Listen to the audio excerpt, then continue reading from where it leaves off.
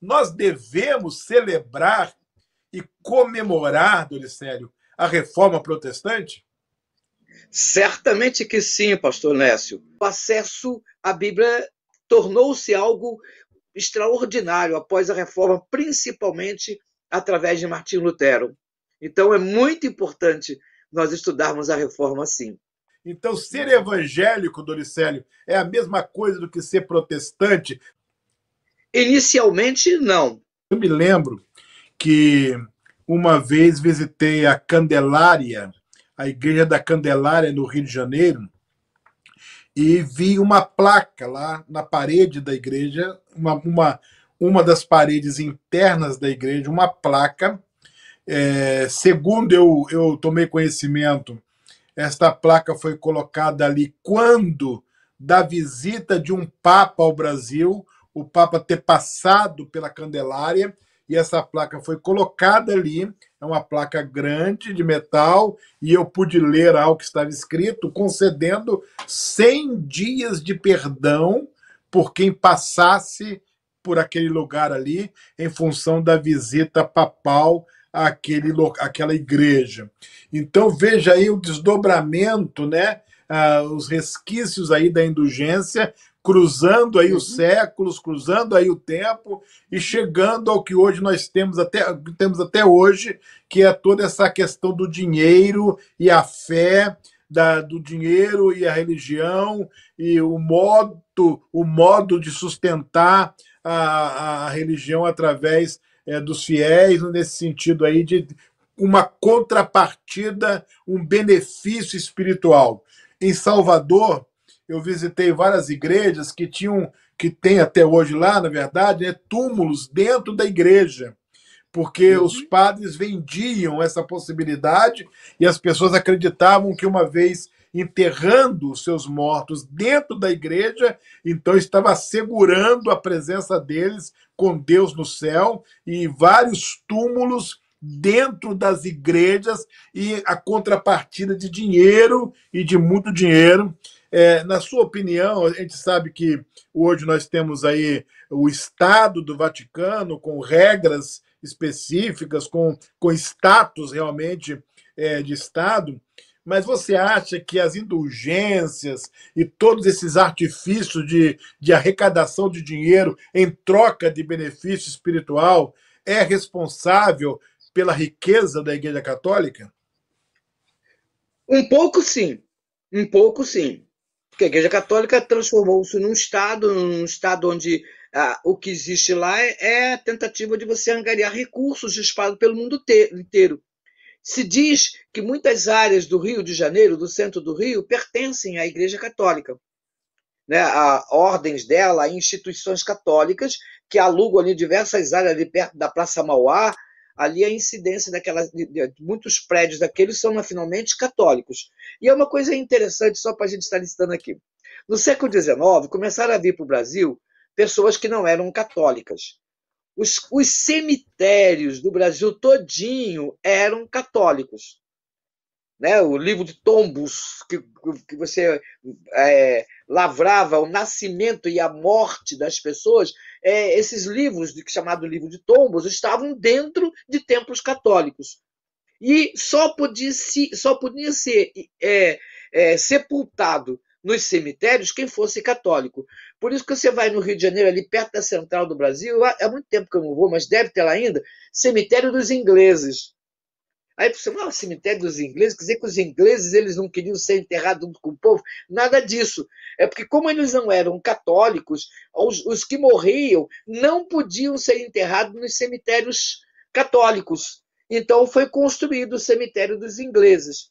Especialmente porque no governo de Dom Pedro II, com tudo que havia, Dom Pedro II era um homem bastante liberal como rei, como pessoa, um homem de caráter, e ele dava oportunidade para que os evangélicos viessem, para que os colonos, né, viessem para cá, os imigrantes viessem para cá, para contribuírem para o crescimento do Brasil.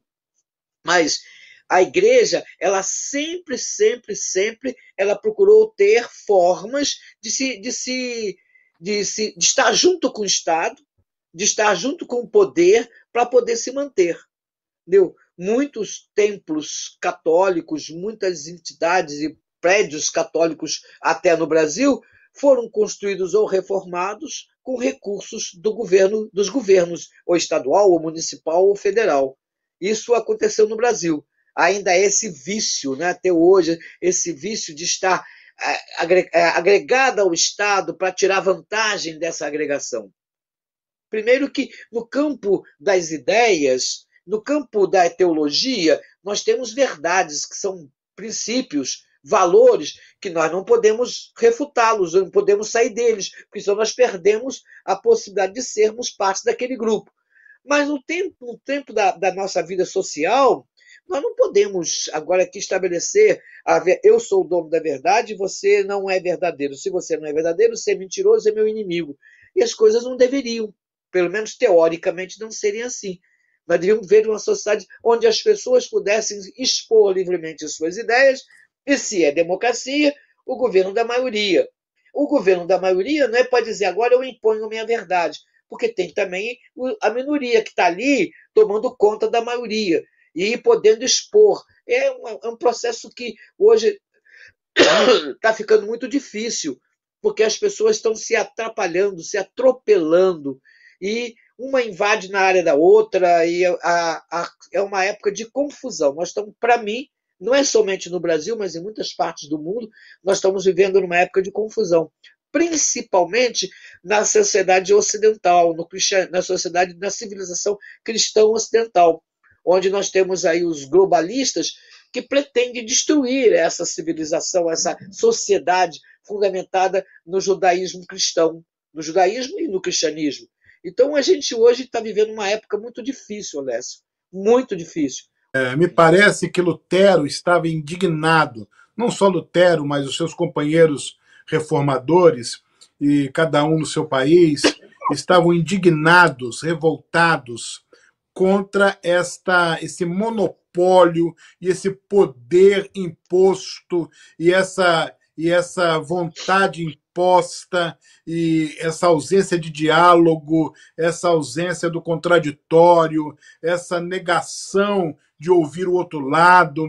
E quando Lutero vai para as Escrituras e ele começa a considerar as Escrituras, teólogo que era, professor de teologia que era, profundo conhecedor das línguas bíblicas que era, ele fica revoltado de ver a igreja tão distante da palavra, tão distante do ideal de Cristo, tão longe. Ele tenta influenciar, tenta trazer a igreja, mas a igreja se recusa, a igreja quer impor a sua vontade, a igreja sabe o que quer, ela é intencional, e isso não deixa alternativas para Lutero e para os outros, senão dar um brado e dizer, olha, a gente fica com a palavra, só a escritura, né? Só a palavra, porque isso As aí, a gente solas. não vai por esse caminho aí.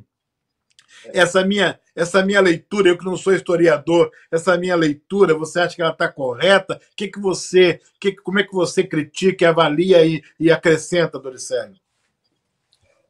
Olha, eu acho que está corretíssimo isso. Nós hoje, a Idade Média, ela estava marcada por uma posição autoritária, impositora do catolicismo romano. E aí vem, depois, então, a reforma, e a reforma procura estabelecer o seguinte: não, peraí, tem diversas outras formas de nós pensarmos o cristianismo. Tem diversas outras formas de nós cultuarmos o Senhor, nosso Deus, a palavra, a Bíblia. É preciso conhecer melhor a Bíblia.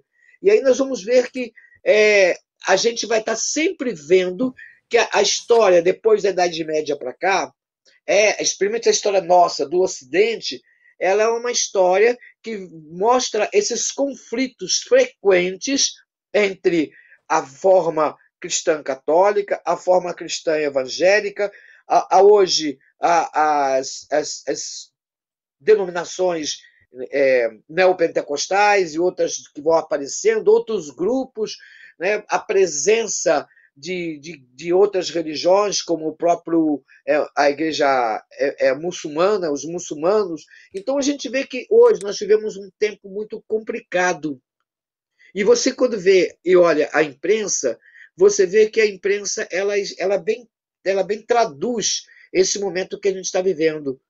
Cada canal de televisão, cada jornalista, cada programa traz uma visão. E às vezes é uma visão muito particular, que não é uma visão que tem assim, olha, nós vivemos uma sociedade complexa, numa sociedade de variedades profundas de opções, de ideias, então precisamos aprender a conviver. Estamos hoje precisando falar para os outros que conviver faz muito bem. Que o evangelho da prosperidade coloca na boca de Cristo as palavras do diabo. Tudo isso te darei se prostrado me adorades, né? Então essa palavra não é de Jesus, é de Satanás. E a gente vê também uma igreja protestante um pouco afastada desses ideais pregados por esses axiomas, e já se fala aí sobre a necessidade de uma nova reforma, de um novo balanço na igreja, né? Então, trazendo isso aí para a vida pessoal, para a vida do crente, eu queria que você desse uma palavra aí, fechando essa questão aí, uma palavra de fé, de esperança, mas ao mesmo tempo de alerta para que a igreja protestante, que protestou, que nasceu de um protesto, acabe também não indo para o mesmo lugar, se distanciando dos ideais das escrituras. Esses 5 fundamentos que Lutero coloca, esses são fundamentos que hoje deveriam ser, sabe, profundamente conhecidos em todas as igrejas evangélicas. Não existe forma de você ser cristão em que em que fundamenta a sua fé, o que é Jesus Cristo para você, quem é o Deus para você? Nós temos hoje, por exemplo, a própria presença, com todo respeito, do Papa, que você vê, Santo Padre Apostólico, tal romano, santo. Por quê? Ele é santo como eu, como você, devemos ter como propósito, né, a santificação. Mas ele não é santo no sentido de que ele tem poder para te tirar do mal, de trazer você para o bem. Assim também nas igrejas. Então, a igreja cristã, ela deve se preocupar com a Bíblia. A Bíblia é a palavra de Deus. Se a Bíblia não for a palavra de Deus, se você chegar e dizer a Bíblia é, mas a Bíblia não é, a Bíblia contém, e você já está desvirtuando a palavra, mesmo que você tenha dificuldade de saber como é que essa Bíblia, escrita durante tantos anos, com tantos escritores diferentes, com tantas situações políticas, econômicas e sociais diferentes, como é que essa Bíblia é a palavra de Deus para nós? Quando você examina a palavra, você se puxa, a Bíblia é realmente a única palavra de Deus. E em que tem que se fundamentar a igreja? A igreja não tem que se fundamentar no poder político. Esse dia eu estava falando, eu falei que assim, a igreja, o púlpito, não é um palanque. Ainda que nós não neguemos o palanque lá fora. Na igreja, o que existe é o púlpito. Hoje, inclusive, está meio estranho, né? Porque o púlpito hoje foi meio colocado de lado por causa dos instrumentos. E essa é uma grande crise que às vezes eu tenho. Eu acho que tinha que ter um espaço do púlpito, porque do púlpito, quem está ali abre a palavra, ele está falando, Senhor, o Senhor está agora me iluminando para que eu possa estar transmitindo para você a palavra inspirada que ele já deixou. O púlpito. Mas no púlpito, você não vai falar, olha, fulano é bom, fulano é ruim, você vai dizer, Jesus Cristo, o Espírito Santo de Deus, o Deus Pai, Deus Filho, Deus Espírito Santo, para mudar as pessoas. É isso que nós temos que falar. É da base nossa, fundamental em Cristo. A reforma, ela não precisa ter outra reforma. Nós precisamos retornar lá, reestudar, olhar o que os reformistas falaram no século XVI, no século XVII, e dizermos, esta é a base para que nós possamos estabelecer ainda hoje uma igreja de Cristo vitoriosa, firmada na graça salvadora e na palavra do Senhor. Nós não precisamos de uma reforma, talvez nem precisaríamos da primeira, se houvesse aquela consciência, aquela autocrítica, né? Aquele cuidado de não sair nem para a direita e nem para a esquerda da palavra, né? Então, que Deus possa abençoar a igreja de hoje, que Deus possa abençoar a igreja de amanhã. Quero agradecer a você, Amém. Doricele, por esse banquete de hoje à noite. Que Deus o abençoe aí, onde você está, sua família, e seu Amém. trabalho e seu Amém. ministério. Mais uma vez, obrigado pelo legado da sua influência na vida de tantos jovens e adolescentes daquela época na Juba Suf. Que Deus o abençoe, tá?